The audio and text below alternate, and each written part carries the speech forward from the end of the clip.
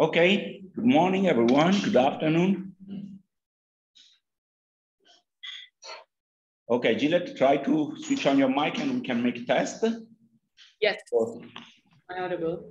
Okay, we are starting the second session of our conference, the panel discussion, and we are having Donato Cutolo and Martin Kenney from University of California and University of Bologna, presenting about platform-dependent entrepreneurship, managing power, asymmetry, risk, and business strategy in the platform economy.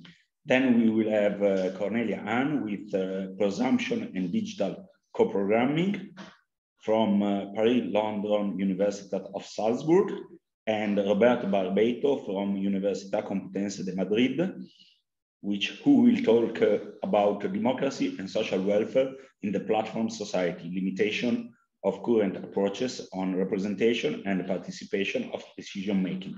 Then lastly, I will talk you about platform and presumption into the hybrid reality. So some people still are in the waiting room. Meanwhile, I'm checking for Donato. Laura, please, can you admit people in the waiting room? You know, I'm a man, I'm a male, and I'm on a task. But Donato, are you here in the room? Yes, can you hear me? Yeah, perfect. Thank you, Donato. Just give me 1 second and you'll be presenter and you have the opportunity to share your screen. Thank you. Just 1 second, where are you? How it comes.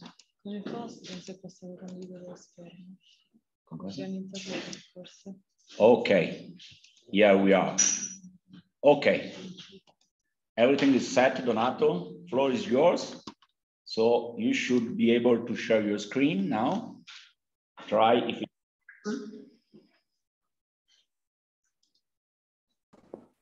Okay. Okay. In the chat, can you please feedback about the slide? Close my mic, otherwise there will be a.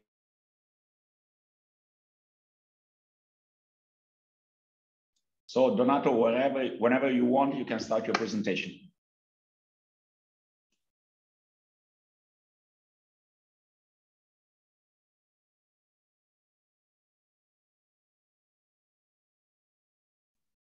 Donato, you have to switch on your mic. Can you hear me now? Yes, we do. Okay, that's great. So good morning, everyone. My name is Donato Cutolo, and I'm currently a postdoctoral fellow here at University of Bologna, but starting from next fall, I'll be joining IE Business School in Madrid as an assistant professor there. And first of all, it's my great pleasure being here today. I'm sorry I could not join you in person, even though we are in the same city, but I've just gotten off from another meeting, so logistics were just unmanageable. And today I'll be sharing with you some insight from my recent work, jointly developed with Martin Kenney. Unfortunately, he's a West Coast, so time was not analyzed, so it was in the middle of the night and it was not easy for him to join us. But I'll share with you the main insight from our work.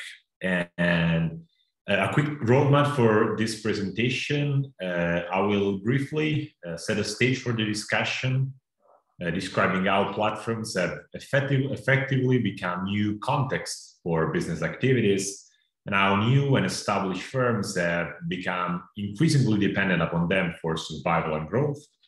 After then, I will try to unpack, the idiosyncrasies of this new context. And in particular, I will focus first on the upside of platform for business and entrepreneurs, and then I'll move to the power asymmetry at the base of the relationship between platform owners and the other actors, describing both the sources of this power and the consequences for those running a business on a platform. And finally, I will conclude by analyzing the implication of platform dependence proposing a sort of renewed conceptualization to inform proper strategic responses and also policy framework. Feel free to interrupt me whenever you want if I'm not clear or if there is anything that you want me to stop on.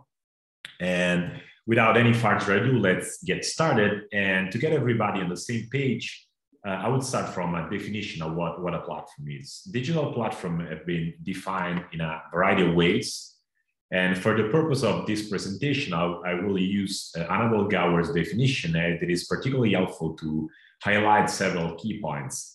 For instance, that digital platforms organize multi-sided markets by providing a technological infrastructure where external actors, which are often defined complementers as they provide these complementary products, can engage with customers to offer their service or products. So digital platforms do not generally own the products or the service they offer, as they are essentially intermediaries. They are matchmakers, and this business model is essentially a distributed system of value creation coupled with a centralized system of value capturing. And as we all know, in the last 2 decades, the platforms with their business model have initiated a profound reorganization of many markets and industries.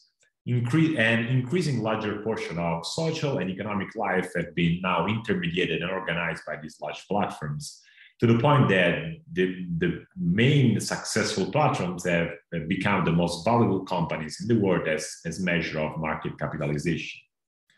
And how platforms and their ecosystem operate has attracted significant attention and interest from scholars and industry leaders. And this hype surrounding the platform business model has sparked research on how to build and manage healthy and successful ecosystem. However, as a result of the maturation of this platform economy, it has been clear that the vast majority of firms and participants will not own a platform, but rather will increasingly depend and compete on them. So for this reason, the spotlight has shifted from the platform owner to the constellation of users, producers, sellers that populate this ecosystem. And this paradigm shift has unraveled that the dynamics of these new competitive arenas are quite peculiar. And the essential reason is that platforms are new organizational form and institutional form that do not conform to the traditional duality existing between hierarchies and markets, and they are neither proper networks in the fashion described by Powell and other economic sociologists. And this is particularly evident in the relationship that exists between platform owners and the other members, in this case, the complementers, which are characterized by strong power asymmetries that are outside the traditional bureaucratic control or the bargaining power issue that characterized, for instance, the market relationship or in general the organizational literature. So complementers are, yes, independent actors, yet they must embrace the platform logics and surrender part of their autonomy and independence to align with the rules and the system of the platform owner. So, and in addition, given the centrality of platforms for their economic activity, they become dependent upon the decision of platform owners. So we will try to unpack what are the peculiarities of this context. And we'll start by analyzing and discussing the upside and the advantages for business. Let me change, okay. And first of all, as I said, joining a platform is a very attractive and almost necessary solution for business, since platforms have massively reduced search costs and prices and transaction costs for firms, generating direct and indirect network effects that created an established customer base that is very convenient and almost necessary to join for firms. Just an example, there are more than 1.4 million of users on Instagram, and there are 2 million customers on Amazon. YouTube has 2 billion of users, and the Apple operating system with the Apple Store has more than 1 billion of users. This means that as users with love platforms, since there is a large selection with hundreds of millions of options in reach. There are low prices, there is fast deliveries, trusted payments, and superior customer experience. This means that consumers, we are increasingly moving our attention toward platforms, and that's a sort of it becomes almost mandatory for firms to participate in these ecosystems. The second reason is that, as I said, platforms reduce entry cost by providing interfaces, templates, manual, and other technical support that are meant to encourage entrepreneurs and business to interact with the platform ecosystem. This is an example coming from Etsy, which is the largest online marketplace for craft and handmade items. And so you will see, in order to establish and to set a shop on Etsy, the platform offers several tools, going from manuals. The seller handbook is basically a manual covering all the important steps for a seller to be successful on the market. There are also courses, there are API, more technical resources, and there are also forums that favor and foster the interaction between complementers in order to discuss the strategies or the opportunities that arise on these platforms. And more generally, this means that platforms are very attractive because they support and enable the emergence of new entrepreneurial opportunities. And the general narrative of digital platform is that platforms are generally ally of small, medium companies as they really support their transaction toward a larger community of users. So this is the general narrative that often is promoted by the platform themselves. But what the work that I developed with Martin tried to do is actually challenging this techno-optimistic view of platform and suggest a different lens to look at platform dynamics. So since they've been used many perspectives to study the platform dynamics, what we used is what we relied on is the power one.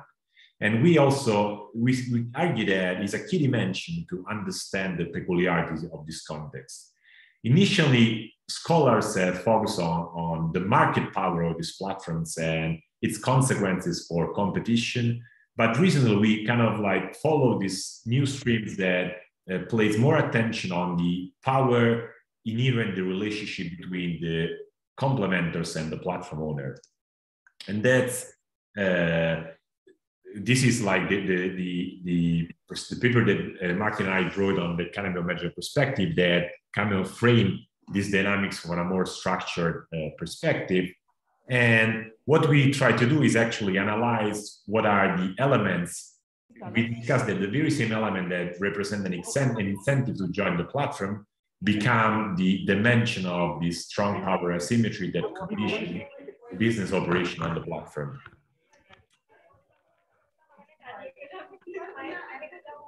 I think there is some mic on.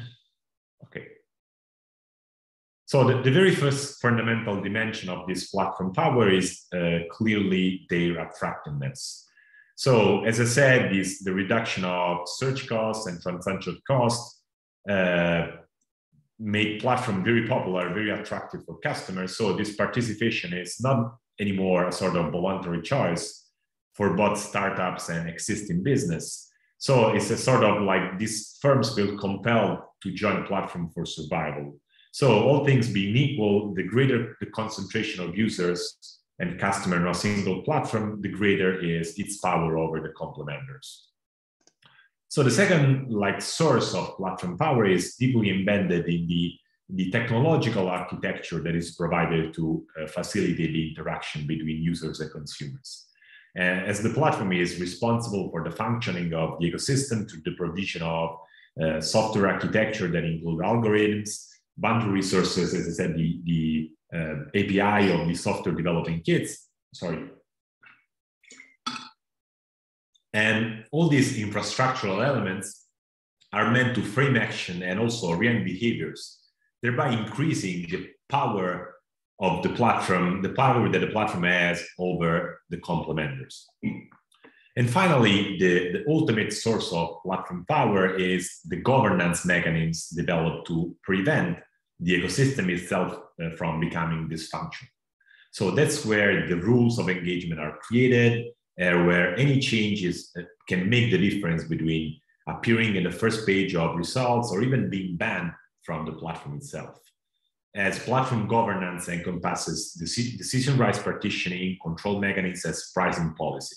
So in other words, terms of condition allow to unilaterally dictate the rules of engagement for all the other actors in the ecosystem. So as you can clearly see, this power put the platform in the position to influence the market and competitive dynamics for all the participants, generating thus a new risk for what we call platform-dependent business. So the first risk is obvious that the platform controls the very access to the customers and also the relationship with them. So with the paradox that many are customers of the platform and not of the company that provide the products or the service. And just to give you an illustration, nearly 1 in 5 searches on Amazon included only one in 5 search Amazon include branded terms. Mostly are unbranded search. So in addition, most platforms prevent off-platform communication. So buyers and sellers are never in contact. And because this would create potential for disintermediation. So effectively, the relationship between platform, cultivating the relationship with customers, which is one of the main sources of competitive advantages, is prohibited by the platform itself. So the second important risk comes from the potential for direct competition from the platforms. As we said before, given the infrastructural and also the technical components of the platforms have not only a panopticon view of the business, the customers, and all their interaction, but also they have control over, they can orient behaviors and visibility of the platform. And it is easy to understand how this information and this power can be used to identify lucrative opportunities. And there was a recent study from Professor Zhu from Harvard University that showed that Amazon is more likely to enter successful product line, competing directly against the firms that demonstrate superior performance. So this means that, coupled with the possibility to direct customer attention with featured contents of altering search results, as a recent analysis of New York Times showed that Apple did on the Apple Store, offer incredible competitive advantage and somehow can, in any moment, destroy the assumption of neutrality of the platform as an intermediary. And finally, the more like the strongest risk is that actually platforms are masters of life and death within this marketplace, because actually these are private spaces. They own the digital space, so they control the flow of the data, and they can change the terms of participation at any moment, like raising fees or altering the earning structures. Their power extend also to excluding firms from the market at any moment.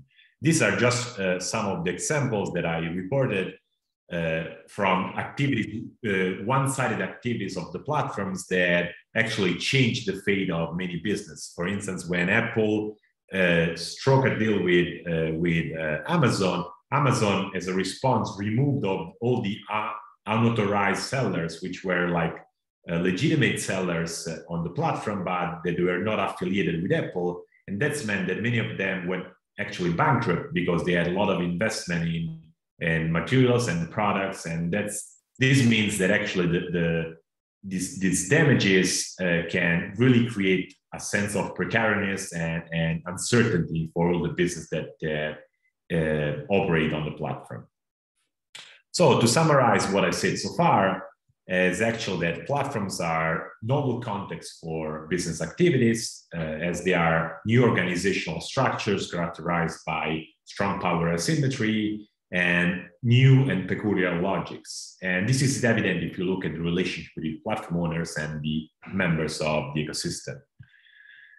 And as I said, these power asymmetries are essentially new and outside the traditional problems that characterize power dynamics in general, in organization and in markets. And there is increasing evidence that platforms are likely to use their enormous power for their own benefit, to grow in terms of revenues, profits, because in the end, they are for-profit organizations, they are responsible to their stakeholders. So for instance, there was a recent study that showed that there was conducted on 4 different digital platforms. There were the Apple Store, Kickstarters, Kiva, and Steam, that show that actually when a platform gains a dominant position in the market, the value captured by other participants decrease significantly because the platform strategy shifts toward a more profit maximization. So what are the consequences of this? That the entrepreneurial dynamics has been completely reconfigured. There's been a strong reconfiguration of entrepreneurial dynamics, and we call this reconfiguration as platform dependence entrepreneurship. But what are the main implications of this platform dependence? Well, the first, as I said, is that it's important to reconceptualizing what entrepreneurship means. And with this figure, this is a stylized figure that compares the risk profiles of a traditional versus a platform-based business over their life cycles. So in the attempt to recruit ecosystem participants, platform is business entry by providing tools, API, education materials, and even training problems, as I showed before. And more importantly, they offer an established customer base. That's part of the subsidizing strategy that is at the base of the platform business model. This means that compared to a non-platform based firm, the initial risk and cost are lower as a result of what we call the positive platform effect. However, as the platform business grows and matures, uncertainty and precariousness do not decrease as suggested by traditional economic and entrepreneurial theories. And that's because a platform-dependent business are still vulnerable to the platform action and decision in their own interest. So the paradox is that those who are successful on a platform experience greater risk, as their positive performance may signal to the platform that there is an attractive space and market opportunity to explore. Well, is it this relevant? Yes, because this means that platforms must acknowledge these peculiar dynamics and develop strategies that leverage this platform positive effect while mitigating the potential negative effects on their business. And this leads to the second implication, that competing effectively on platforms markets requires business to actually recognize the way platforms can limit the control over the main sources of competitive advantage. And in a way, we could say that platform dependence is rewriting the rules of business strategy and competition on a platform market. And we discussed some of the possible and potential responses and strategies that the complementers can implement to become more effective. And the first obvious response is becoming a better player in the market.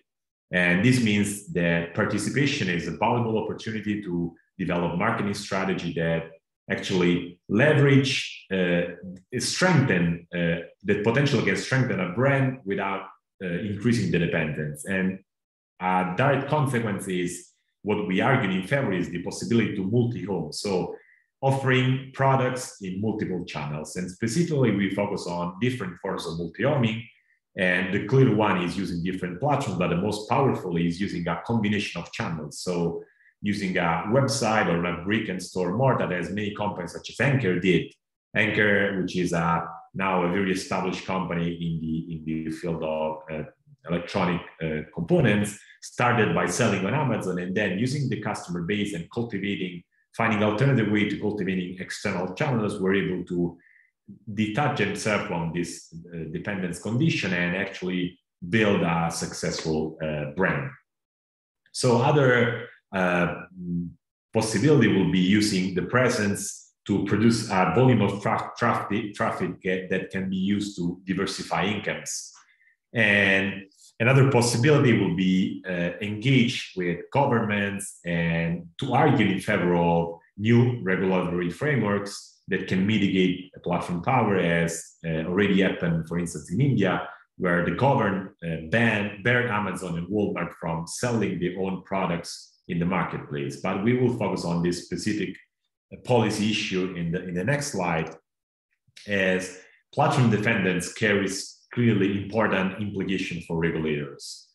The question is there too much power, or are there solutions that maintains the benefit of platforms while protecting those who transact and use the platform for their economic activity? So this is an increasingly polarized debate, and European Commission in particular, also in the United States, the Antitrust Commission is committed to ensure more fair and transparent business environments, especially for small and medium business operating on these platforms. Many have proposed also very radical responses, like breaking up the platform firms. And this was done, for instance, by Elizabeth Warren during her presidential campaign. But this solution, in my view, is rather simplistic, as it's not devoid of complication, because it doesn't recognize that us as customers, but also these the businesses are very important are dependent in the sense that they are effectively a source of income and livelihood for many firms. So alternative and more incremental regulation are more viable and actually needed. So how they should be regulated? A part of the answer lies in the possibility to actually regulate the terms and conditions that are used by the platform to ensure that are not too one-sided. So regulators could, just a few ideas could, for instance, impose that platform-based business can post their own contacts on the platform, as is already increasingly happening on many platforms, simplifying the cultivation of multiple channels. Or the regulators could still mandate that changes in terms of condition, fees, and compensation require a sort of specific notice period that could allow complementers to take an action and somehow protect themselves from these changes. Or for instance, offering more transparent ways and channels to dispute the decision of the platforms. And so this change would not eliminate the asymmetries, but could mitigate. And finally, the last point that I want to focus on is actually that I strongly believe that it's important to acknowledge the influence and the centrality that platforms play at the societal level in our lives. So it's undeniable that we live in a platform society, and where many of our economic and also social activities actually intermediated or enabled by platforms. So just to give you an example, Amazon is estimated as controlling 5% of all the US retail stores. And more recently, we have been seeing that is in this sad moment where we all been feeling worried about the war in Ukraine. We saw that actually our Instagram has been President Zelensky's main contact with the world, as uses the social media to give updates on the dramatic situation in Ukraine and its conversation with the leaders of the world. So the key point that I want to emphasize here is that this centrality in our lives calls into question also another important aspect, which is the one of the traditional public values, such as accuracy, security, privacy, transparency, fairness, that are usually anchored in institutions, but they've become increasingly part of platform dynamics. So that's because, as I said before, this peculiar nature of platforms in between market and hierarchies makes them a novel institutional form. So the question is, who is going to be responsible for a fair, democratic, responsible platform society? So we have seen that there are multiple actors with legitimate stake to discuss this challenge, and also the problems arising, and also interest in shaping the evolution of this platform society. So the real question is that how can regulators ensure that these values are effectively negotiated? What can we do to ensure that these actors actually breaking into this conversation and preserving and possibly enhancing the positive effect of platforms while reducing the negative effects? We shall remember that still are private spaces controlled by private companies, And a possible idea here would be the formation of stakeholder councils that include many also alternative sides of the platform. So possibility to have consumers and trade association of unions of complement, or something that is currently illegal, for instance, in the US, because this might be seen as forming a cartel. But the idea is that fostering this conversation around the issues and the possible improvements of these platforms in terms of governance, that would definitely create a better and a more collective perspective on this platform society. So these are just few ideas, and that's everything that I have for you for today. If you have any question, I'm happy to take them, and thank you for your attention. Thank you very much, Donato, for your interesting and engaging contribution. For the question time, we'll go at the end of every presentation. Sounds fair for you? Yes. Okay, great. So now let me give the floor to Kornelia. Kornelia, are you in? Okay. Can you hear me, Kornelia? Yes, I can hear you, and I'm here. Can you hear me and see me as well? Yes, right. I can hear you and see you perfectly. You are already co-host, so if you wish, you can share your screen and start your presentation. Yes, that's right, I will do.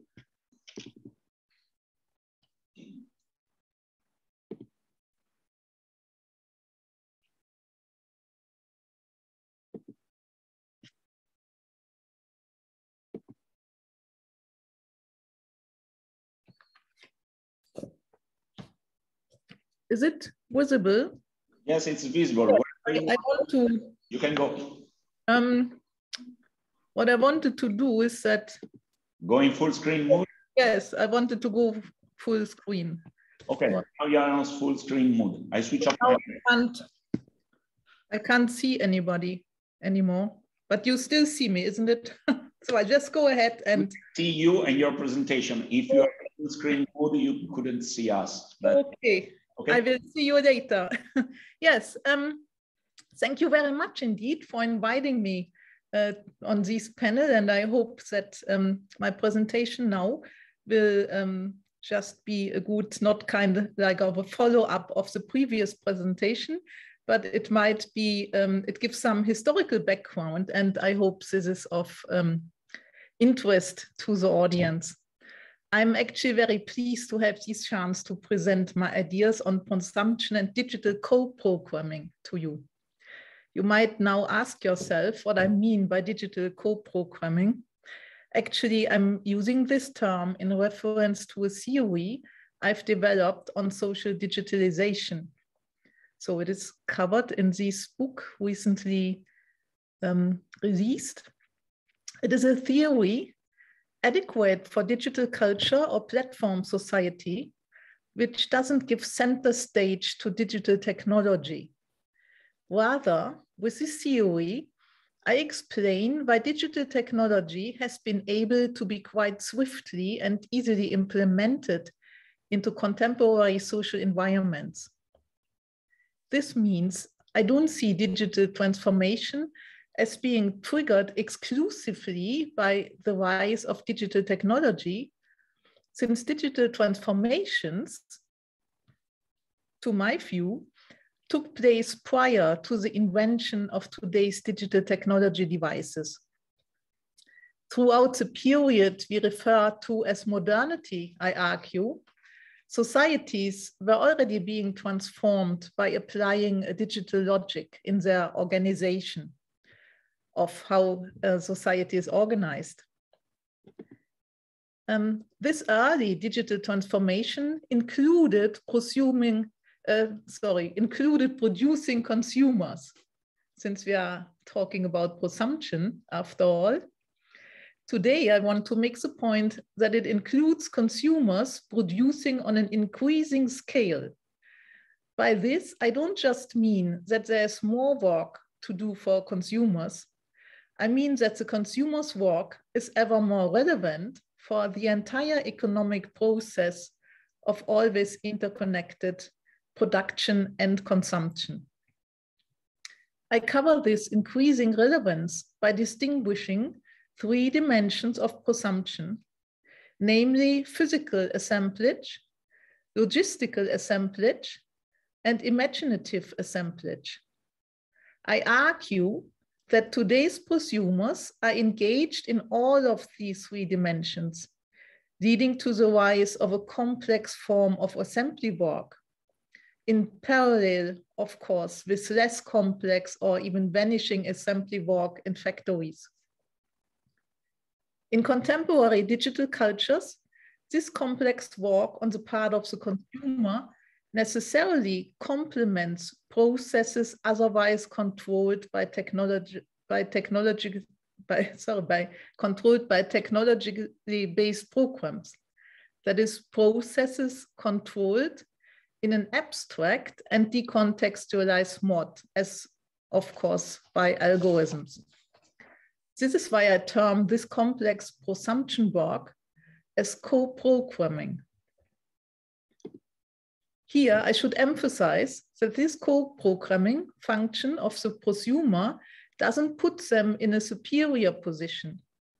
On the contrary, in a situation where the interaction order is designed to exclude contingencies, the compulsory contribution of the co-programming prosumer leaves them powerless. And I think this relates to what we have heard previously when it comes to the platform contributions. In what follows, I want to provide evidence for and illustrate this argument by referring to 3 different settings and time periods in modern consumer culture. First, the early and the later department store before and around 1900. Second, the introduction of self-service into supermarkets. And third, the supermarkets equipped with augmented and virtual reality technology. I show that all of these settings of consumption can be considered as digitalized. In the early days, this was obviously an exclusively brick-and-mortar type of digitalization that did not include any devices we refer to as digital technology today. In the course of this brick-and-mortar digitalization, however, it was still the consumer who had to increasingly adapt by co-programming in a specific way to keep the entire process running and to realize its ultimate aim of maximizing profits. Firstly, let us have a look at the early department store. As the name indicates, the department store gathers many departments under one roof, making it a huge outlet where a myriad of diverse products can be sold to a huge number of customers at the same time. The customers were carefully served in these stores and enjoyed amenities previously unknown to the customers of conventional small specialty shops, including areas where customers could rest, socialize, read, eat, and drink on their extended shopping tours around the lavishly decorated departments. While strolling through these departments, the customers were surrounded by products on display, no longer kept behind a counter with only the salespersons having free access to them. However, it was still the salespersons who accompanied the customers on their discretionary shopping tour to fetch and carry the products that attracted them. The salespersons then had to lay out all these products for inspection, to answer the customer's questions, and later to pack up and stow away these products. Walking customers around the entire store was compulsory, even if the customers eventually indicated they didn't intend to buy anything. This is important to add, since the wages of the salespersons heavily relied on the commission of their sales. For customers, however, The opportunity to spend time in the luxurious environment of the department store, even without buying anything, and as another novelty, having the opportunity to return items to the store and cancel the purchase, all contributed to the appeal of this new shopping experience. On the one hand, the department store created a new and somehow liberating, sensual, and opulent shopping experience for customers. On the other hand, the department store's internal organization was much more formalized than that of small specialty shops. For example, prices were no longer subject to negotiation. The store's vast number of employees had to process all the purchases in a precisely prescribed way, including how to wrap purchases and convey them within this department store and then on to the customer's residences, and importantly, how to account for all the purchases, both in a multi-step procedure within the customer's area and in all the numerous accountants' offices now attached to the department store. In his famous novel, The Lady's Paradise, written in 1884, Emile Zola impressively describes the bustling atmosphere of the department store and the perpetual motion of products, people, and transactions. Zola refers to the department store as a machine. And I mean, we can relate also later to a computer, of course, particularly with reference to the accounting, refers to the department store already as a machine, and one that often became overheated. As Zola puts it, the machine operates to extract money from the flesh of the customers. Supplying their money necessarily involved the customers being physically present at the point of sale, of course, and that the mostly female customers engages themselves with the products and allowed themselves, as Zola highlights, to be enchanted by this confined world of consumption, so different from the interiors of small shops and from any spaces where lower social classes usually had access at that time. In the early department store, however, it was still predominantly the salespersons who carried out all the sales activities and therefore drove sales with their arduous assembly work. Interestingly, the salespersons of these early stores not only worked for extended hours at the whim of the randomly unfolding wants and unpredictable demands of customers, they were also compulsorily accommodated in the department store, and any time they were allowed to spend outside, usually restricted to Sunday afternoon, was carefully monitored by their supervisors. It was only in the later department store, what we see on this slide, from around 1900, that the organization became more formalized through a different interaction order, with which both salespersons and customers now had to comply.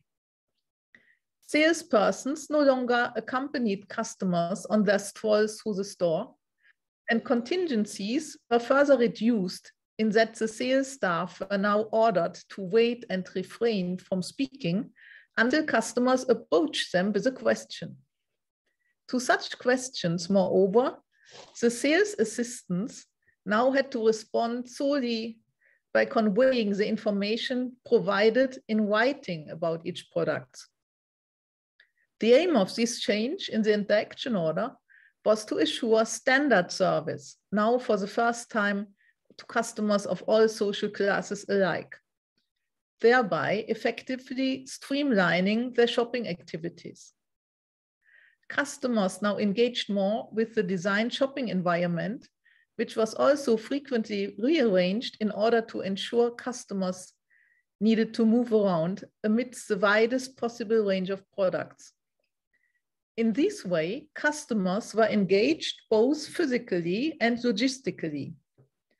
This marketing strategy relied on distracting customers to prevent them from restricting themselves too closely to the shopping intentions with which they might have arrived.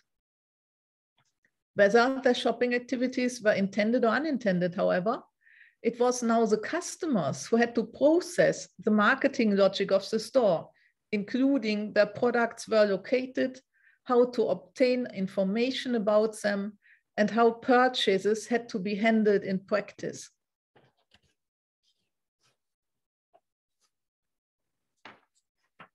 The demands on retail customers increased with the proclaimed first self-service supermarket, Piggly Wiggly, which we see on this slide, which was opened in 1960.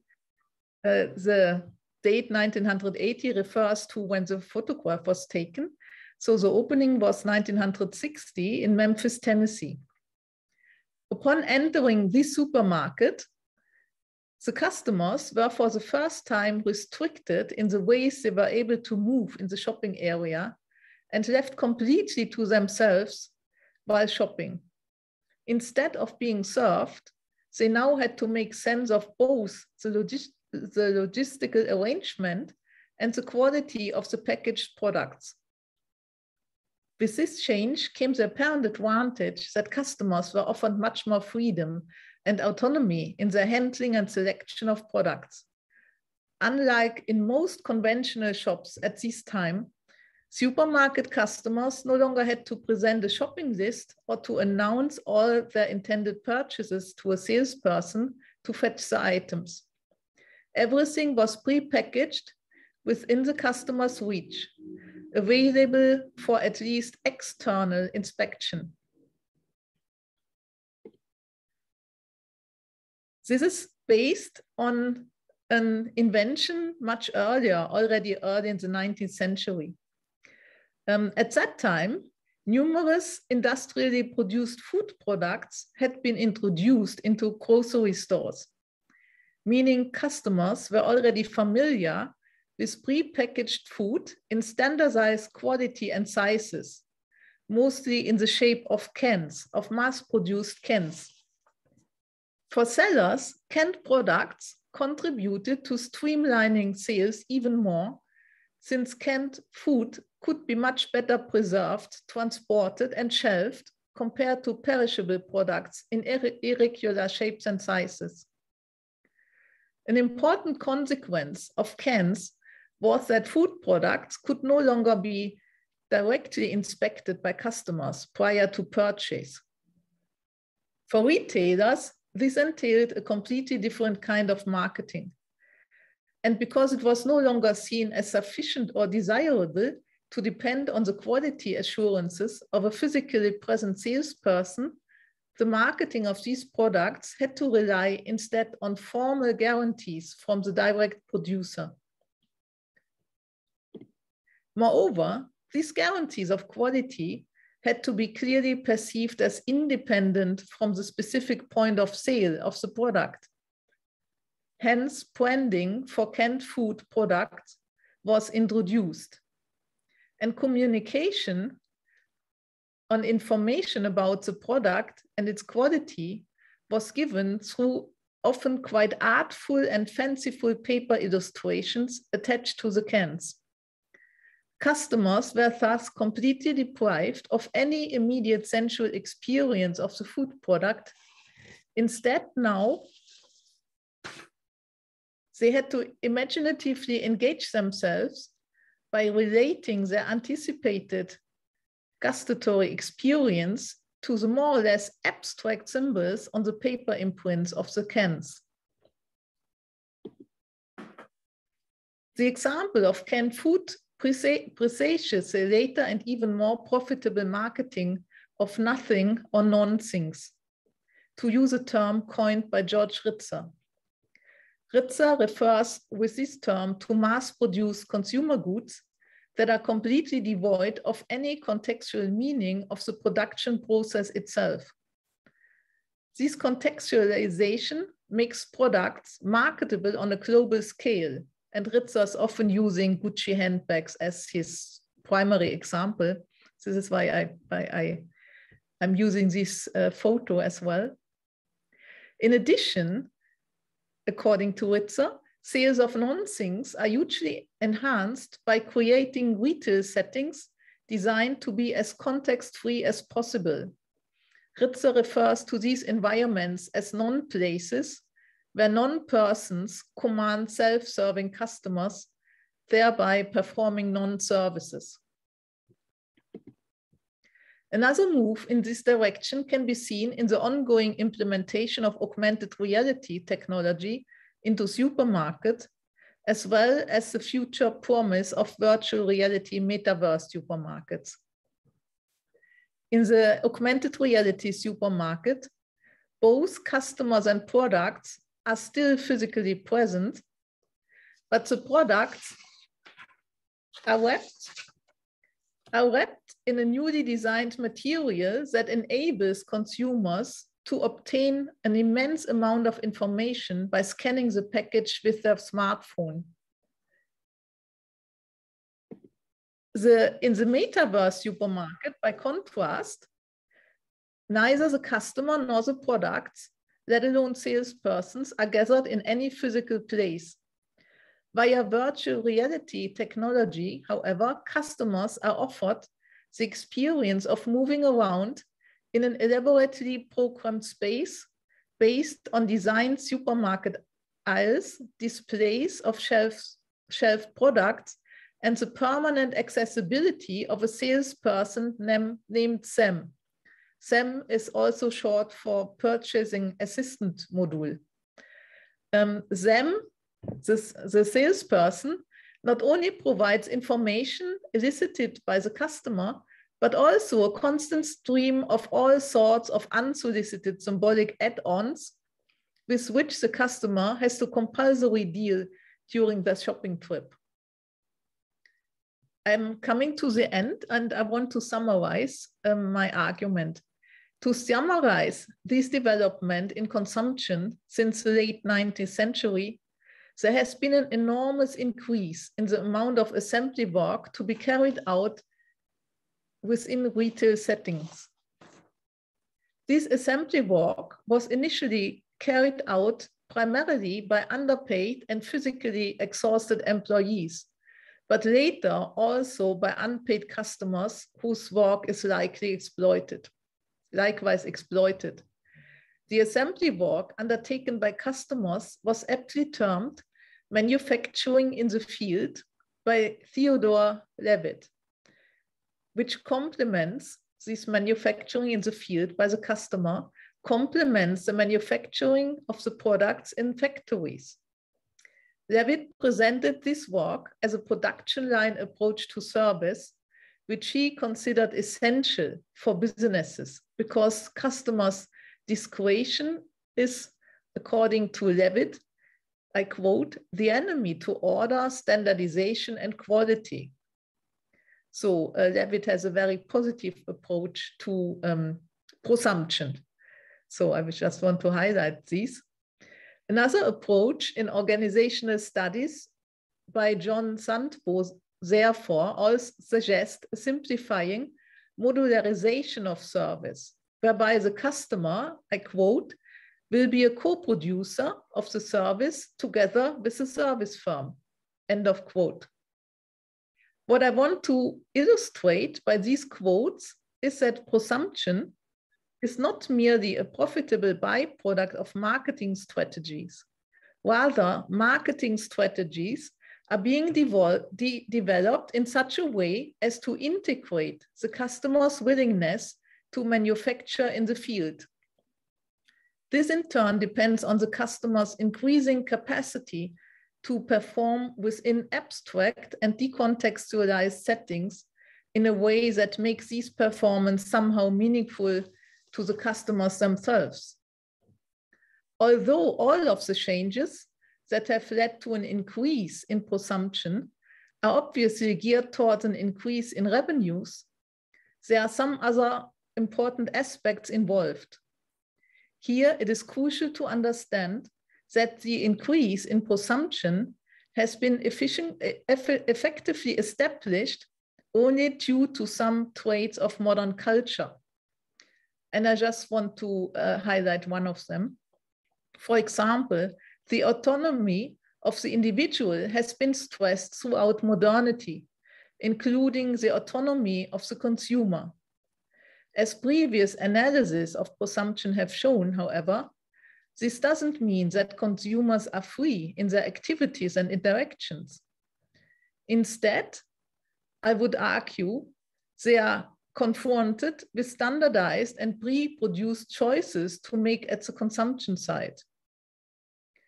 While this effectively contributes to the perception that the organization of shopping enables the consumers to run their own programs, I suggest that a more fitting term for the prosumer's compulsory involvement is that of co-programming. This is because neither online shopping nor shopping in augmented reality environments would be feasible if the target customers weren't already familiar with digitalized shopping environments. Before today's digital technology was implemented in shopping activities, customers had to manufacture by physically, logistically, and imaginatively assembling their purchases. On the one hand, most contingent interactions have gradually been abolished and replaced by an ever more formalized interaction design, both online and offline. On the other hand, in order to properly comply with formalized interaction designs, customers now have to supply not only money and physical energy, but also a specific sense-making quality, that is their digital literacy. It is this accumulated literacy, I argue, that enables otherwise decontextualized settings to function, and thus ultimately keeps the economy flowing. In other words, the digital transformation of consumption is not only based on material digital technology, but relies on consumers supplying the technology of digital literacy. And with this argument, I would like to end here. I thank you for your attention, and I'm happy to ask any questions. Thank you very much, Kornelia, for your very thought-provoking presentation. Question time will be at the end of the whole panel. I would like to thank you, Roberto Barbeito, for giving me his turn. And since I have several connection points with Kornelia presentation, I would like in a moment to start my presentation without stealing time to no one and have time for question time later on. Just 1 second, I will bring my presentation in a moment. No, sorry, but I'm struggling with Zoom at the moment. Download. There is a document. I just saw it. No, this ain't the one. So I put the document on here. Okay. No problem at all. I will log on out in a moment.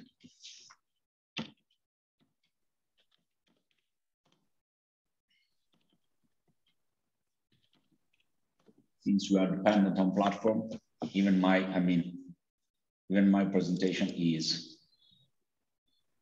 So, can you hear me fine meanwhile on the virtual classroom? Yes, we hear you well. Thank you very much, appreciate it. Okay.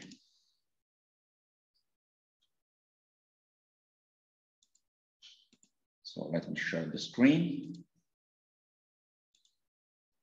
Okay, now can you see my screen? Yes, Pierre, we can see your screen. Okay.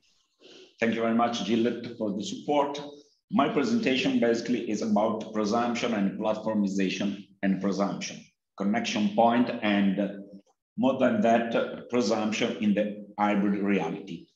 Firstly, I would like to introduce the presumeristic practice that are becoming more and more interesting in contemporary societal system, being enhanced by social structure and more profound. The purpose of this presentation is to identify the structure and the function of presumeristic practice, as well as possible prospect for the further institutionalization.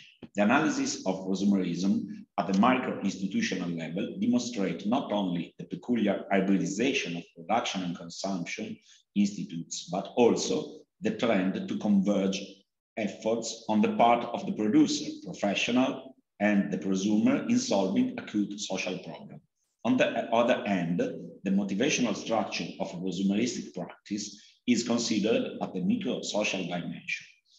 Even if consumerism is often given as a negative connotation, beside this, consumeristic practice have a constructive impact on the development of society, in particular by contributing in the so-called material culture.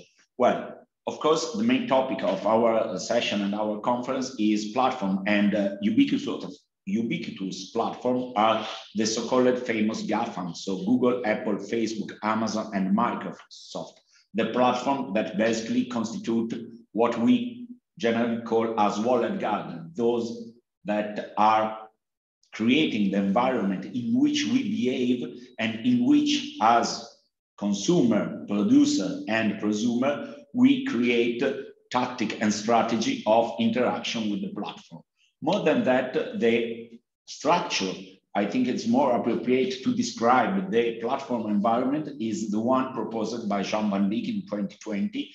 And it is like the idea of the platform as a tree in which we have a triple dimension of the tree that is made firstly by its root. So we are talking about the so-called digital infrastructure that is allowing us to interconnect, or as it was saying this morning, Daniel Miller, to be a connector to the digital world. And we are talking about computer, hardware, devices of every kind that allowed us to be logged on the grid. Then secondly, we have another peculiarity of platform, and we are talking about the trunk. And by the trunk, we used to consider what are defined as core platform. So like social network sites, online retailer, app store in general, search engine, cloud infrastructure. So the famous GAFAM we have seen in the slide before. And lastly, the branches. So are all the sectoral apps and platforms that are grounding the system of education, finance, news, healthcare, and so on and so forth. Said that, the idea that connects Kornelia presentation to mine is that in the process of presumption, the main point is we are streamlining the process of efficiency that goes throughout the classical modernity in which we have the Fordism production system also defined as the one best way. Then we started the switch after the Second World War in Japan with the Toyotism or the Toyota model that is defined also as the just-in-time, in which the completely restructuration of the chain line production take as a main subject in the process of production and consumption, the consumer as the one, the first that start the process of production. And so in this end and under this reading key, we can say that together with the Toyotism model, we started the era of the prosumer, which has been perfected, of course, within George Rither McDonaldization theory, in which literally McDonald as a production consumption system literally put the consumer to work till the end that we can define as Googleization or digital platform society, in which information reliability and availability are made mostly by the so-called prosumer free labor, or also defined as user-generated content as a fuel of the digital prosumer process. My theoretical proposal is, so considering prosumption not like in the classical Alvin Toffler interpretation, in which you have the prosumer and the consumer that are merging together, but instead at the opposite, like we do have a continuum in which on one end we do have prosumption, or let's say prosumption as production, and in the other end we have prosumption as consumption. And our behavior in the process of producing and consuming are moving along that continuum. Said that, what is happening is a situation in which the prosumer, more specifically the so-called digital prosumer, is a subject that is both empowered by the opportunity offered by digital platform on one end, and on the other end, the same subject is in a paradoxical situation in which is exploited, like is free activity, is free labor, is exploited by the power and the process of commodification of the digital platform.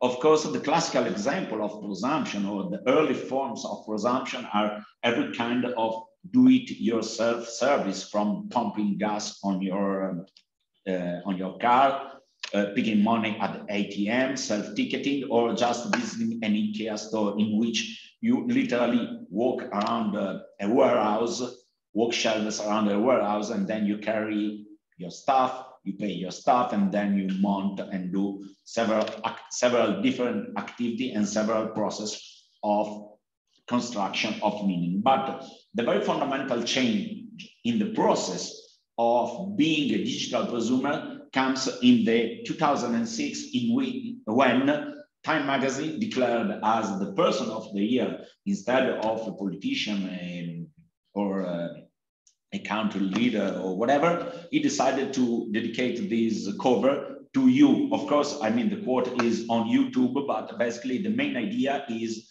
that, yes, you are the person that is the protagonist, the star of the new digital world. You are in control of the information age. And I mean, the process and the editorial process was pretty clever, because the part you see in gray, was actually a mirror. And so you can reflect your own image on the billboard of the Time magazine. From that, the idea is that we all are digital prosumer, because we do contribute in the process of generating value, generating meaning along a digital platform. And of course, like prosumption activity is basically the funnel, the engine of the so-called big data production, because we, thanks to the device we carry on, we produce geolocated data, proximity data, connectivity, live data, if we want to quote Deborah Lupton, data connected to our life, to our belonging, and everything basically connected to our life, history, and biography is connected on the grid. Spatial filtering, belonging, and biological information, all these information are put voluntarily on the internet by us throughout the help of digital device in general. What this produces? Mostly produces a collapse of the social context in which we are living, like in a blended environment. I like this, this cartoon by the New Yorker, in which the classical family is watching television together, but they are not watching television together. Like we are all together watching television, but not watching television together. So everyone is connected and sharing a physical space, but also connected with an emotional digital space. That's basically the idea. And in fact, the notion of space becomes pretty interesting in the perspective. I would like to talk to you about the prosumption and the digital prosumer. And well, the main point is the idea that we have nowadays a triple notion of space, or let's say a triple social context. In the first one, we have the classical consumer social context or prosumer social context, which is the classical brick and mortar store, like we can take as an example IKEA, the IKEA warehouses in which where you literally go physically. And at the opposite, we have the classical IKEA digital store in which you connect, you log on, and then as a classical website for e-commerce, purchase your furniture or whatever you want. But then the most interesting space, which also we are experimenting nowadays in this conference, is the so-called blended environment, also defined as the brick and click environment, in which basically the two worlds, the world of atom and the world of bits, merged together. They is known also as the augmented reality environment, or we can say the physical world enhanced by the opportunity offered by the digital world, and as well as also the digital world enhanced by the opportunity offered by the so-called physical world. So basically, we are literally living in a context which is dense of information and physical presence. And more we are getting used to live into this hybrid space.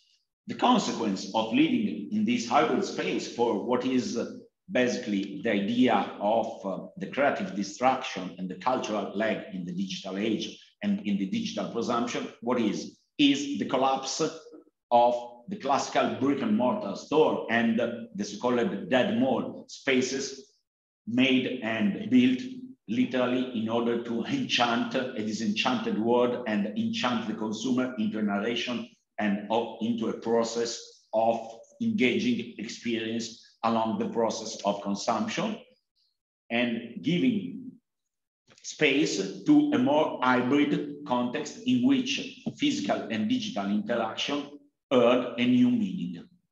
Said that, the theoretical proposal I would like you to describe is basically the evolution of the Weber 2.0. And so it's at the very end, the classical modern iron cage theorized by Weber that has been progressively transformed into a non-material forms, let's say, of control, but and of bureaucratic control from the iron cage to the so-called data cage, in which every one of us is connected, share information, bureaucratic information, and also is the subject that produce this value and this information within the data cage. One example has been for every country in the global world, the relation in which we have dealt with the COVID-19 pandemic and the idea of carrying out a digital pass on our devices, or even the idea of having an app controlling us in order to hypothesize if we get closer or not to a person that unfortunately was a virus carrier.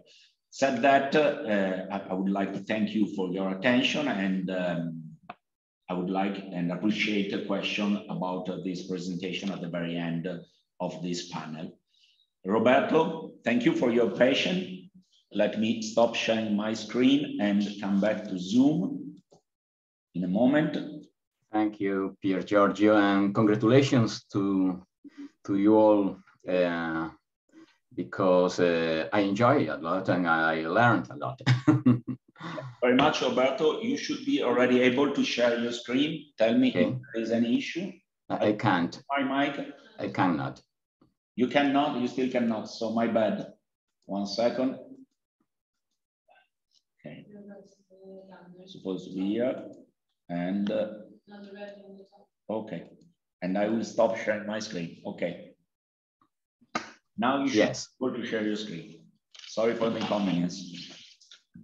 Okay, now, well, good morning again. It's a great pleasure to participate in this international conference, albeit online from Madrid, Spain. Thanks to the organizers and especially to Piergiorgio, Degli Esposti, for his kind invitation. Apologize for my awful English.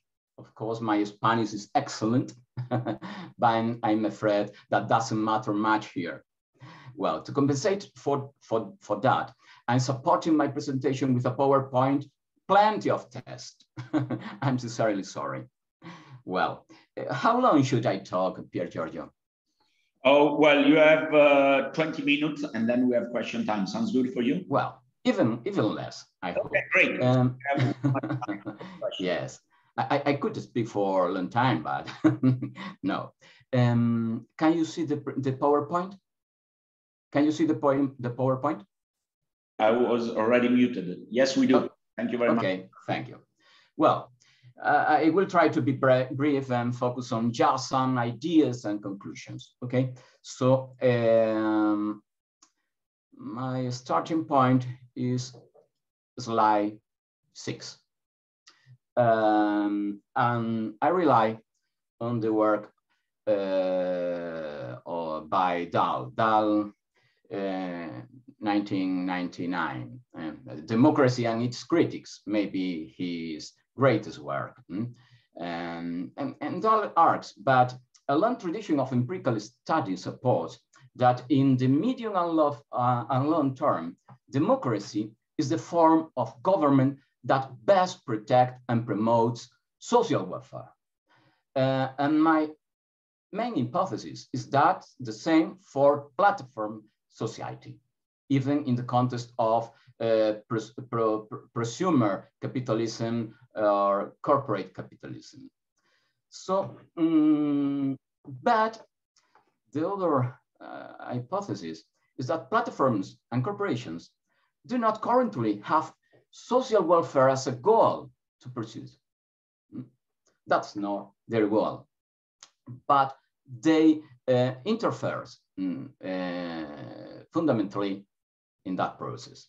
Well, when I say democracy, I want to share the Robert Dahl conception about democracy. Democracy for Dahl is also an idea and a process. As an idea, democracy is political equality. The conviction that every member of a given political community has the right and should have the ability to decide on an equal footing on matters that affect him or her personally. And democracy as a process consists of the set of institutions or institutional practice that in each society try to develop the democratic idea with a greater or a lesser degree of achievement, of course.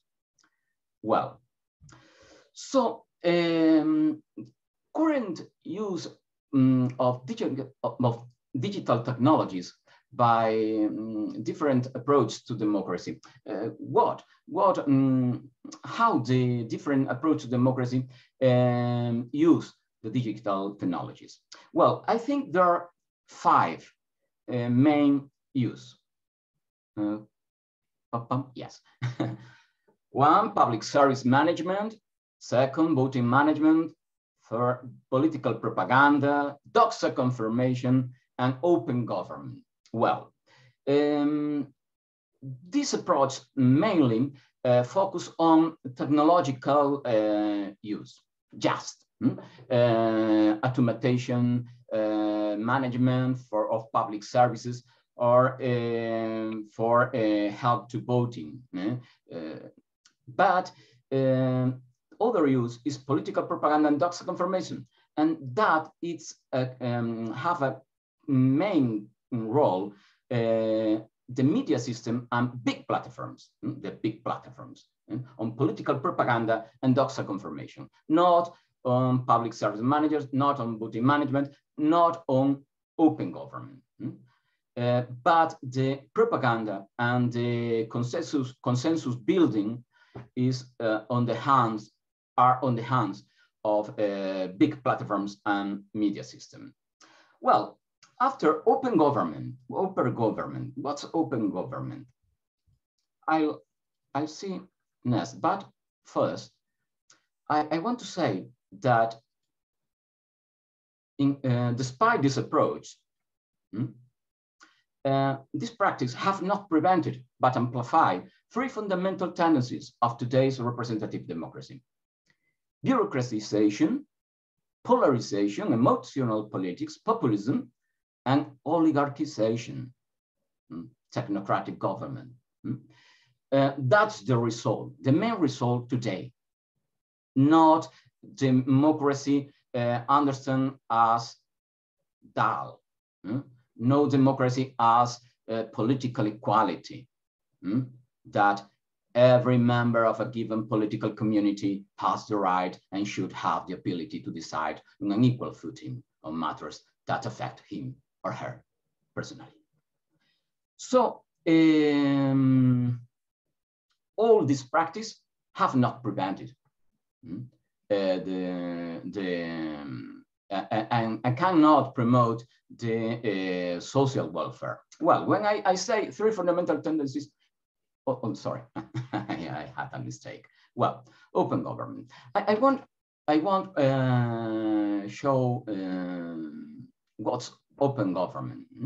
Well, open government is a recent trend, a recent approach that favors participatory and deliberative approach to democracy, and has two aims: increase the legitimacy of institutions and increase the effectiveness of decisions.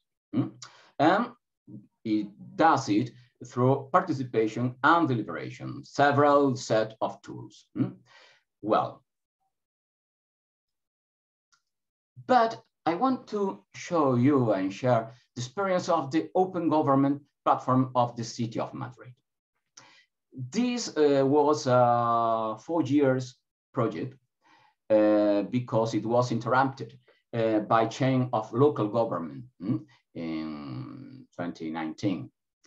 It was promoted by a new local government that emerged from social movements and citizen candidacies. And maybe it was the most ambitious experience of open government in the world. In terms of the degree of the openness to citizen participation, 3 million citizens called it open to participate. Of course, most of them didn't do it. It allowed the political agenda to be set. That's not normal.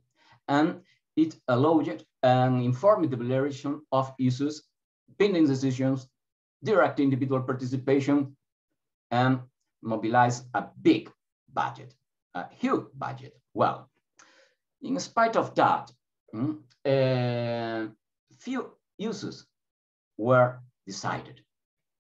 And participation, well, was fairly effective on the few uses that were decided, but participation was very low in relation to voter turnout.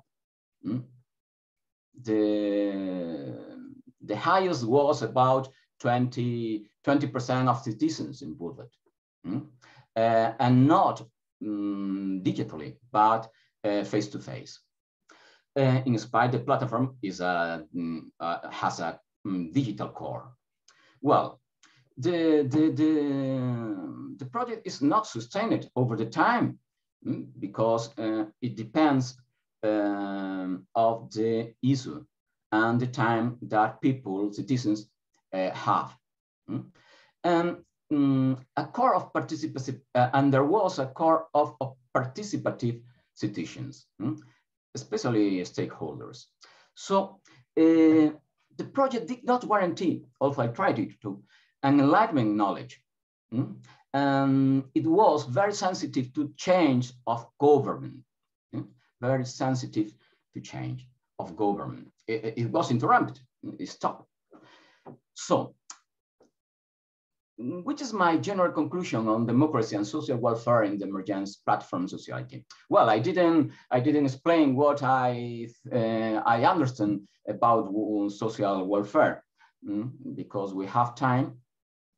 I want to say that usually social welfare can be defined as the general access of the population to essential goods and services through social redistribution of wealth programs in Europe through the welfare state. Well, but this kind of social welfare is on a profound risk noticed by Ritter in his works, because the double exploitation that presumed capitalism generates in platform society, unpaid work for producers, consumers that work for free. So there's no the taxes that are necessary to maintain a social welfare system and a welfare state. No, but DAO, I prefer the notion, the DAO's notion, Dawes has a broader definition of social welfare. He preferred talk about three fundamental social goods: the development of free personality, the promotion of individual self-determination, and the protection and promotion of common interest. Well, and that's the way I understand it. I prefer that definition of social welfare. Well, I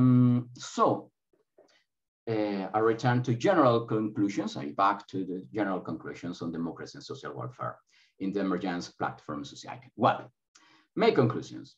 Digital technologies by themselves do not solve the fundamental problems of the democratic process. They do not guarantee political equality. Current digital technologies do not seem to reduce tendencies towards bureaucratization, technocracy, and political polarization. The democratic process is not adapted to the limitations, but also possibilities posed by the platform society. Consequently, the democratic process does not seem sufficient to protect and promote social welfare in the platform society, dominated by corporate capitalism and prosumer capitalism. So my personal conclusions are that it is necessary to overcome the old schemes of democratic process and adjust them to new problems and needs of the platform society. Democratic control of the platform society requires universal, effective, well-informed, and sustained participation of citizens. And for that is necessary a new kind of political institutions based on digital platforms, but in a very, very different way than now. I think platforms, but another kind of platforms can be contribute to solve the political inequality. But we have not that kind of political institutions. I wanted just to give a clue. Maybe these words could be clues. Sortition, rotation, citizen councils, classified by functions, themes, territorial levels, with access to expert information, funded participation time. I think citizens have to be funded for participation as work. It must be paid, and they have to have time enough to participate in the citizen councils.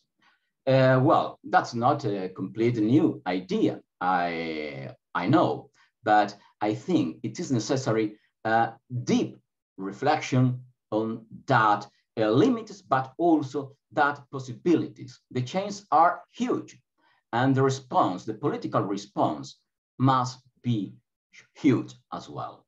Thank you very much, and I'm so sorry for my awful English.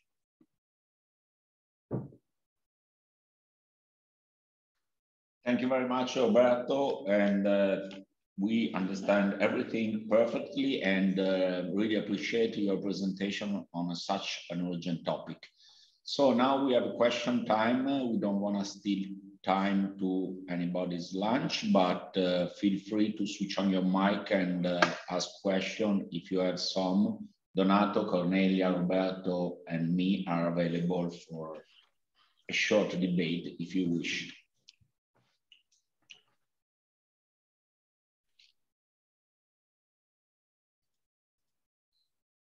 Okay, Gillette, please switch on your mic. Thank you. Hi.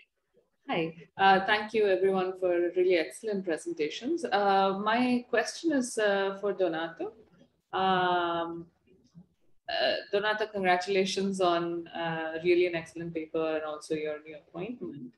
But what I was struck by when I was reading your paper and also viewing your presentation was that the framework seems to be based on an idea of entrepreneurship, which looks at firms. I'm wondering how crucial that assumption is for you in the way you think of the framework, For instance, we also know that there are other sorts of entrepreneurships which become, or at least entrepreneurial activity which become possible. Do you think that the same framework would hold if we take into account non-firm entrepreneurship? Thank you. I mean, this is a very, I would say, important question, because we struggle a lot in like defining the scope of our framework, in the sense that we are convinced actually that it is a very broad and general trend that involves solo entrepreneurs, firm entrepreneurs, but also large and established corporations, because we've seen similar dynamics happening also with Nike, or either Spotify, or even Epic, which is like a large corporation at the moment, and experiencing this kind of power asymmetries.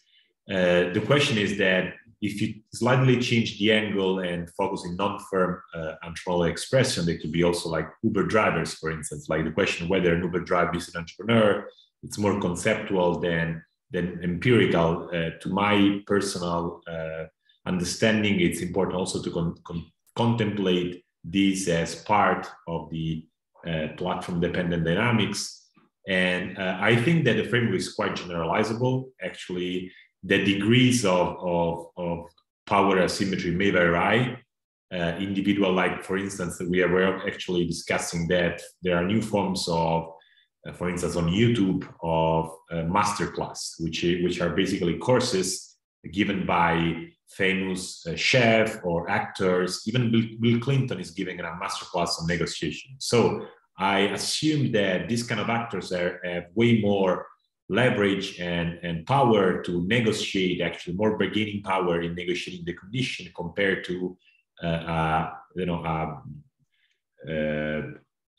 TaskRabbit or Upwork participant. But still, I see them as part of the same kind of dynamics, same kind of platform ecosystem and platform society. So there are variation in the extent to which these actors can actually develop strategies, effective strategy, which are embedded in the initial condition of the relationship. So if the platform maybe is initially not that dominant, and maybe can sign certain deals that can prevent them to extract more value in the future, maybe this dynamics may be different from small, large, or even non-firm entrepreneurship. So I don't know if this answered your question, but I would say that yes, they are generalizable, but there are slightly differences in the effects of these dynamics.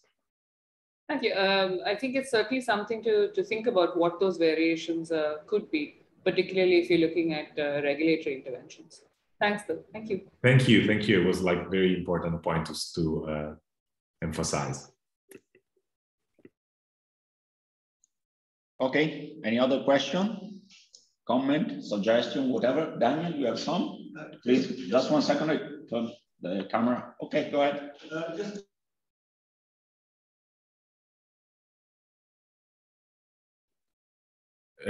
Piergiorgio, you're mute, so we cannot hear the question. Bad, sorry. Go ahead. Okay. There's a question about the concept of velvet cave, because it came at the end of the paper. So I wasn't quite sure, because that could have two slightly different implications. The first is that, in a sense, taking the model of the iron cave, obviously it comes from, that essentially it's a movement from what you might call hard power to soft power. It's just kind of encaged, but the actual instruments that we're talking about in this more fluid hybrid environment are closer to what we think of as soft power. Or it can mean that there's actually a difference in the degree of engagement. So that this is something much looser, you're coming to it in fluidity and hybridity, because you're trying to say it's cave, but not as much as when we were considering the bureaucratic implications of the iron cage. So I just wanted to clarify what the difference between iron and velvet would be.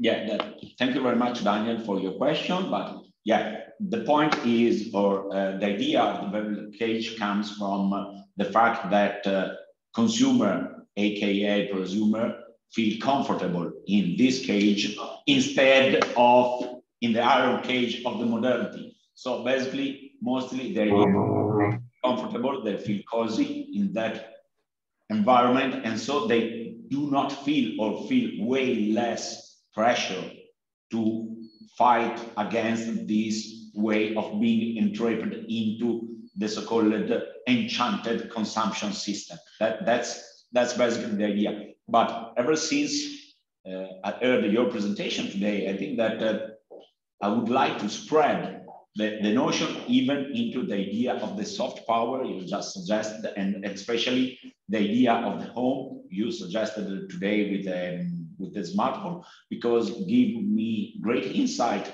to pursue the theoretical reflection under the direction of the empowerment of the prosumer, which was a side of the analysis in which I came to a dead end, because mostly being focused on the idea of the oppression, and was like something in which I couldn't find a way out, and really appreciate your insight and even your question. Hope to have been clear enough. Thank you very much. Just like this, on this, there is a question, Laura, in the room? No, here on the Zoom. Yeah.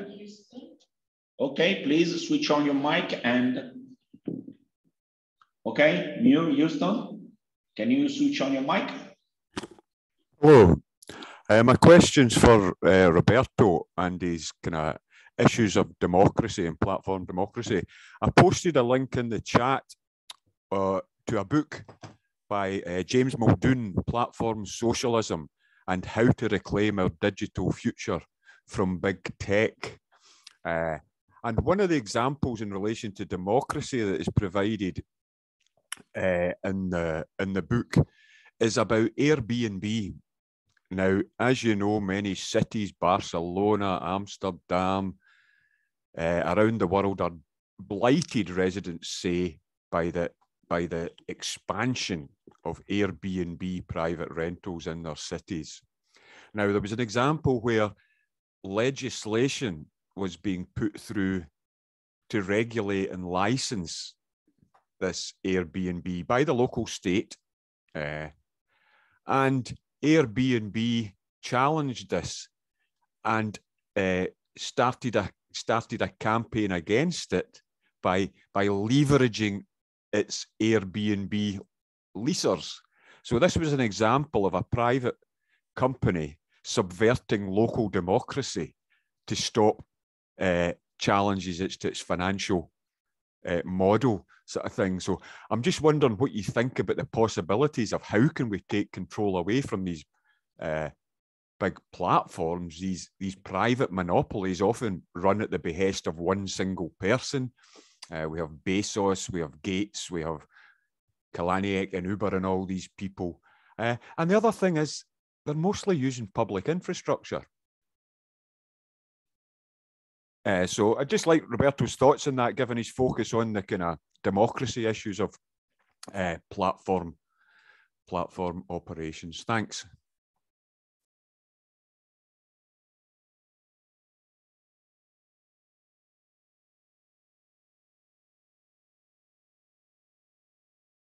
Switch on the mic, Roberto.